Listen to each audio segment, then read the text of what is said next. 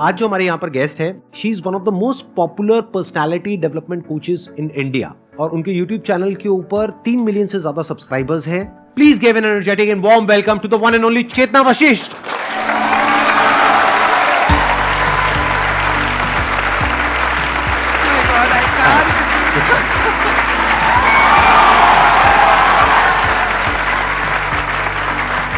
Please.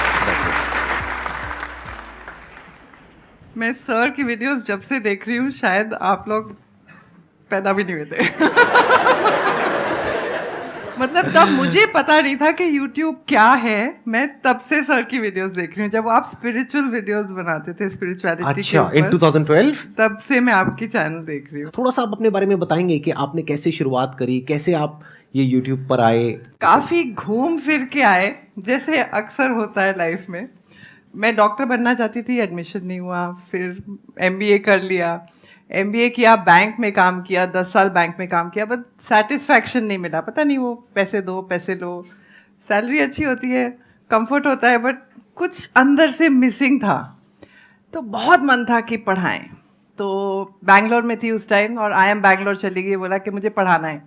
तो they said हमें तो वी नीड विजिटिंग फैकल्टी, तो आप आ जाइए। तो वहाँ से मेरी जर्नी स्टार्ट हुई। आई स्टार्टेड टीचिंग, काफ़ी MBA इंस्टीट्यूट्स में पढ़ाया, अपनी ट्रेनिंग कंपनी स्टार्ट की, बैंक्स में ट्रेनिंग की। तो ये आप जॉब के साथ साथ कर रहे थे, जॉब छोड़ दिया? जॉब मैंने छोड़ दी। Job This was in which year? ये 2002 में।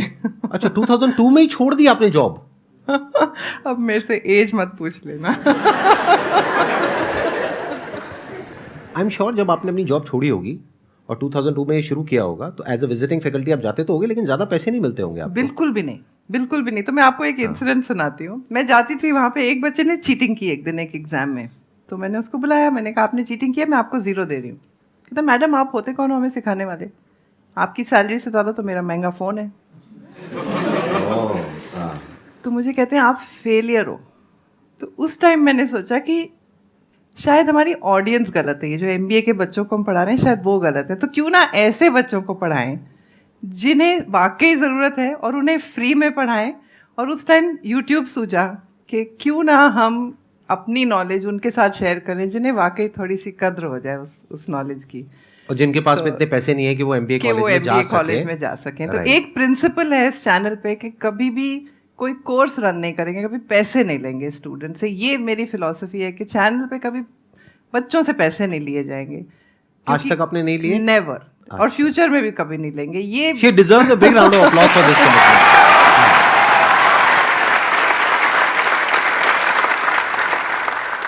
थोड़ा सा बताइए कि अगर ये जो बच्चे हैं, इनको यही क्लियर नहीं है बहुत सारे बच्चों को कि पर्सनालिटी होती क्या है, तो can we start from there कि is it a static thing which can not be changed, और it's like fluid thing which can be changed? मतलब क्या है ये पर्सनालिटी? यहां से हम शुरू करते हैं और फिर आगे देखते हैं कि अगर अपने आप को इंप्रूव करना है तो कैसे किया जा सकता है आपके अकॉर्डिंग।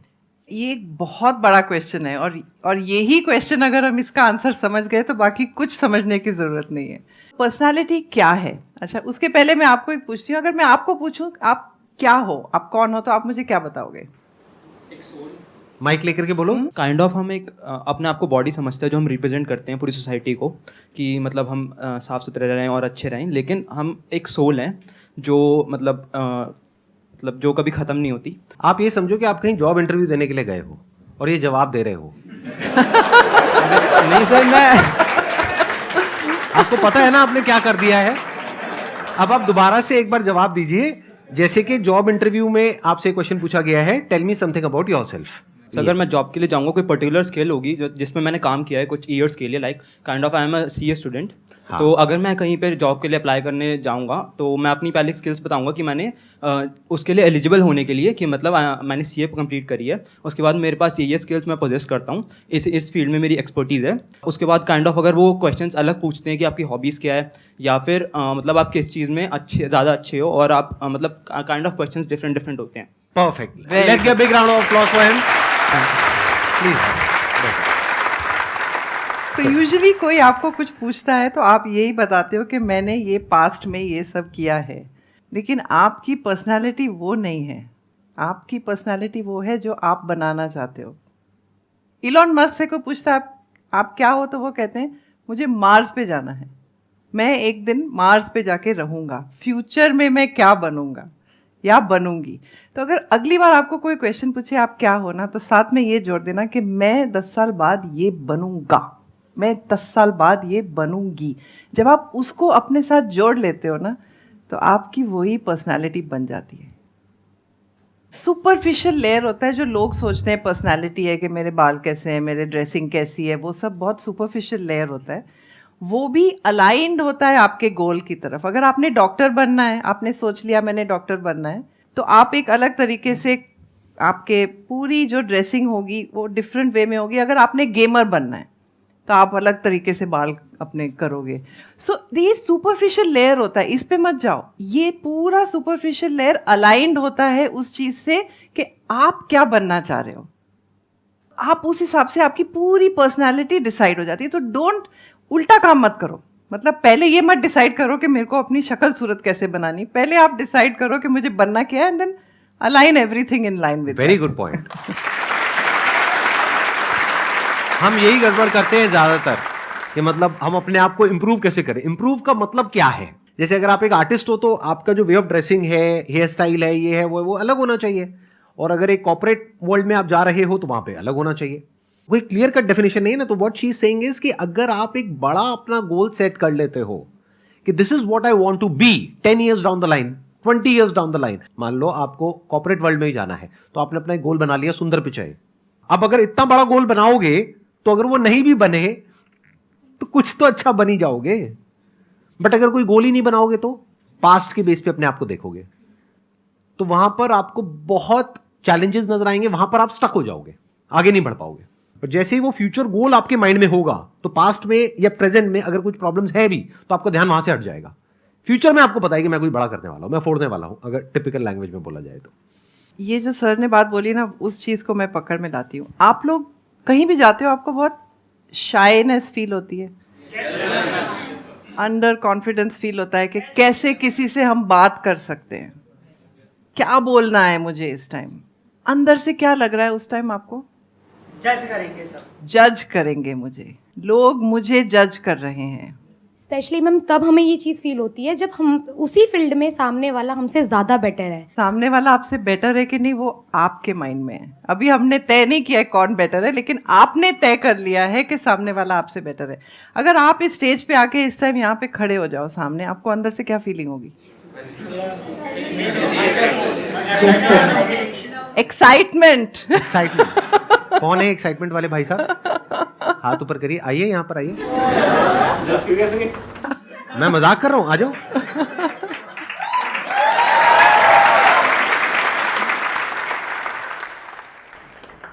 आइए भाई साहब, बैठिए भाई साहब, बैठिए। Yes sir. मैं बेसिकली अभी मैं फाइनेंस फील्ड से हूँ और मैं शेयर मार्केट स्टडी कर रहा हूँ, एक्सप्लोर कर रहा हूँ।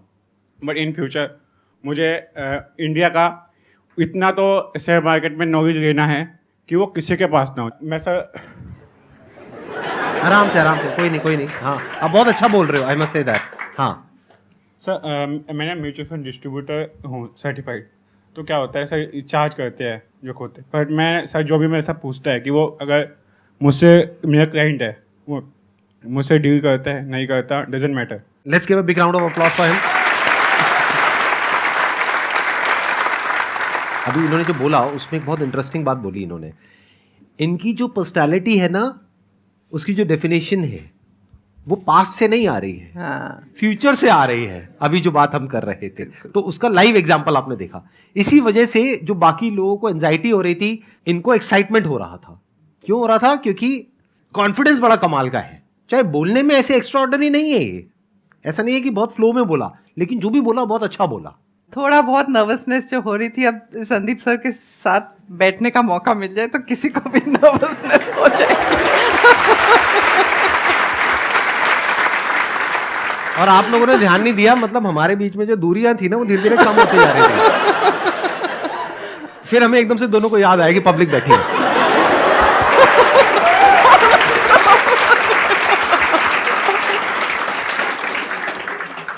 तो ये जो आपने बात बोली थी ना कि जज करते हैं, आप सोचते हो कि सारी दुनिया आपको जज कर रही है। और अच्छा, मैं एक और क्वेश्चन पूछती हूँ, मैं आंसर बाद में दूंगी, क्वेश्चन पहले पूछूंगी। क्या आप अपने आप को गुड लुकिंग समझते हो? Yes, कह ma'am. रहे हैं। अच्छा, जिसने नो कहा है वो क्यों अपने आप को गुड लुकिंग नहीं समझते? क्या रीजन है? मुझे जितनी शक्लें दिख रही हैं यहाँ पे सारी बहुत अच्छी हैं, तो आपको क्या रीजन है कि आपको ऐसा लगता है? मैम डिपेंड ये नहीं करता कि मतलब गुड लुकिंग है नहीं है। जब हमें अपने से सामने वाला लगता है कि हाँ ये हमसे ज़्यादा बेटर लग रहा है, इधर वो उसने कपड़े अच्छे पहने, उसकी पर्सनैलिटी अच्छी है, तो फिर हम अपने आप को जज करते हैं कि हम गुड लुकिंग नहीं है। लेकिन जब हमें कोई लगता है कि हमसे थोड़ा नीचे है, फिर इतना कुछ नहीं है, तो हमें लगता है कि हाँ हम गुड लुकिंग है। तो डिपेंड करता है हमारे पर्सपेक्टिव से कि हम सामने वाले को क्या देख रहे हैं, किस हिसाब से देख रहे हैं। तो मुझे मत देखो ना, अपने आसपास में देखो।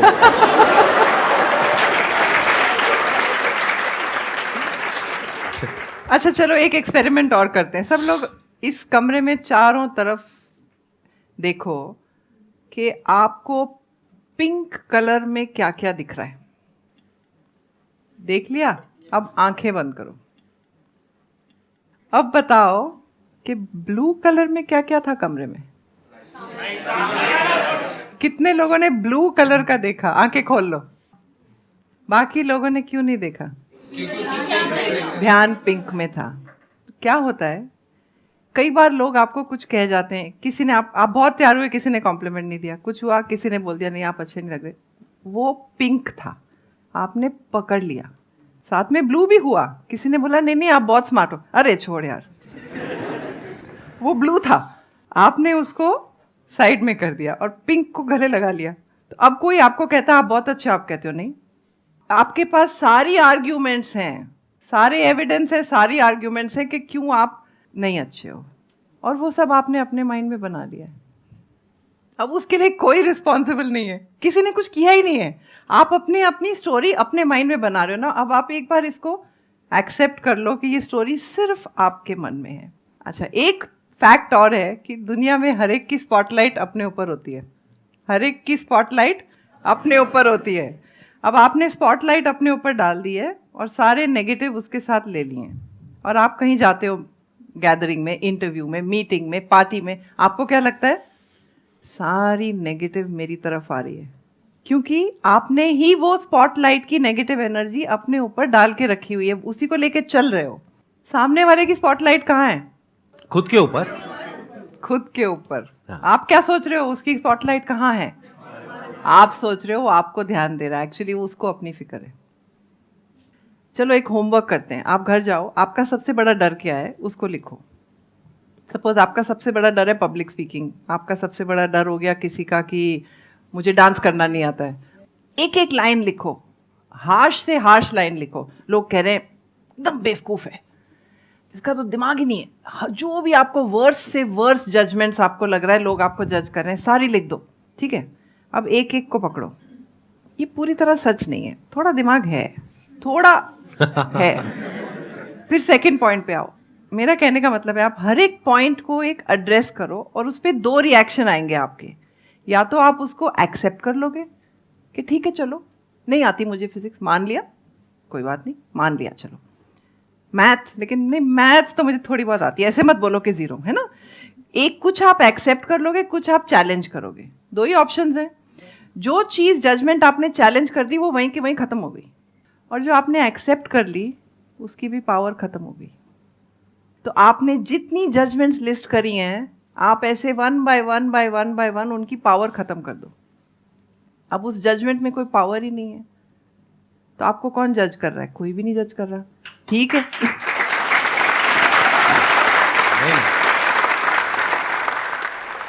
मेरे को समझ नहीं आता ये एक्सेप्टेंस क्या है। हम बोल रहे हैं कि मेरे अंदर कोई बुराई है, मान लीजिए, मैंने बोला हाँ मैं बुरी हूँ, अब ये चीज़ मैं एक्सेप्ट कर रही हूँ, क्या करूँ समझ नहीं आता। फिर से वो चीज़ दूसरी जगह जाएंगे दोबारा से आ जाती है माइंड में, ठीक है, कि मैं ऐसी हूँ ऐसे करके। तो ये एक्सेप्टेंस क्या होता है? एक्सेप्टेंस के 2 लेवल होते हैं। पहले तो सबसे हमें क्या करना है, हमें जजमेंट हटानी है पहले। अच्छा, एक कोई भी जजमेंट बताओ मुझे जो आपको लगता है आपको कोई जजमेंट कर रहा है, कोई भी एक जजमेंट बताओ। लोग कहते हैं मैं बहुत इमोशनल हूँ। आपको बुरा लगता है जब लोग ये कहते हैं? थोड़ा सा हाँ, बुरा लगता है, हल्का सा। बट ये तो बहुत अच्छी क्वालिटी है, इसका मतलब आप एक अच्छे इंसान हो। मैंने उस वे में कभी सोचा नहीं इस चीज़ को। सो ये होता है एक्सेप्टेंस कि हाँ मैं इमोशनल हूँ, लेकिन ये मेरी वीकनेस नहीं है, मैं इसी चीज़ को अपनी स्ट्रेंथ बनाऊंगी। ये बहुत अच्छी हर एक क्वालिटी के दो रूप होते हैं। ऑफ कोर्स कुछ क्वालिटीज़ ऐसी होती हैं जिनका सिर्फ एक ही रूप होता है, लेकिन काफ़ी सारी क्वालिटीज़ आप उसको पॉजिटिव वे में भी कन्वर्ट कर सकते हो। इमोशनल को आप दुनिया को रीच, जब आप इस स्टेज पे अगर इमोशनल नहीं होगे तो आपका कनेक्शन नहीं बनेगा किसी के साथ। तो इमोशनल बहुत अच्छी क्वालिटी है, और उसको अपनी वीकनेस बना ली कि रोते जा रहे तो वो वीकनेस हो गई। तो उसको एक्सेप्ट करना कि यस मैं इमोशनल हूँ, उससे क्या होगा, एक तो आप मुझे जज मत कीजिए मैं इमोशनल हूँ, मैं इमोशनल हूँ, मैं जानती हूँ। सो जजमेंट खत्म हो गई। अब उसके बाद मैंने उसको अपनी पॉजिटिव क्वालिटी बना लिया कि इस इमोशन को रखते हुए मैं क्या बन सकती हूँ जो कोई और नहीं बन सकता, क्योंकि मेरे जितना इमोशनल कोई है ही नहीं। आप लोग घर जाके थोड़ा होमवर्क करना, आज दिखना कि मेरे को लोग क्या कहते हैं और ये चीज़ किस करियर से मैं अपना कनेक्ट कर सकता हूँ, और वहाँ पे अपना रास्ता ढूंढो। So you are always the best.